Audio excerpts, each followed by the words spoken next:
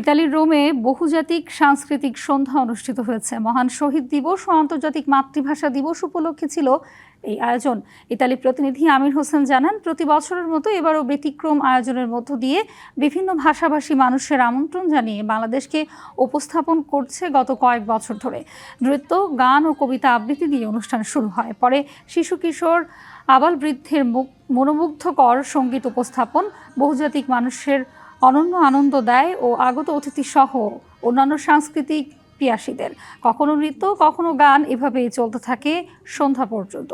মানুষের মাঝে বিরক্ত দূরের কথা, খুব মনোনিবেশ সহ অনুষ্ঠানের শেষ পর্যন্ত উপভোগ করেন আগত অতিথিরা। সুস্মিতা আক্তারের পরিচালনায় সঙ্গীত পরিবেশন করেন ইতালি ও ল্যাটিন আমেরিকান সহ বিভিন্ন দেশের মানুষ। এবার নগদে পাচ্ছেন হেলিকপ্টার অফার, তাই কেনাকাটার পেমেন্ট নগদে করুন আর বুঝে নিন ২০০০ টাকারও বেশি ক্যাশব্যাক সহ হেলিকপ্টার রাইড। পেমেন্ট শুরু করুন আজই।